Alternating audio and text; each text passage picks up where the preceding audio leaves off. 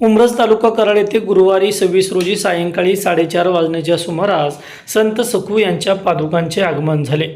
ज्ञानोबा तुकारामचा गजर करत गावातून पादुकांची मिरवणूक काढण्यात आली। ठिकठिकाणी भाविकांनी दर्शनासाठी गर्दी केली होती। दरम्यान शुक्रवारी दुपारी संत सखू यांच्या पादुका घेऊन श्री क्षेत्र उमरज ते पंढरपूर पायी पालखी सोहळ्याचे प्रस्थान होणार आहे। श्री क्षेत्र उमरज ते पंढरपूर पायी पालखी सोहळ्याला अनन्यसाधारण महत्त्व असून शेकडो वारकरी या दिंडीतून विठुरायाच्या दर्शनासाठी जातात।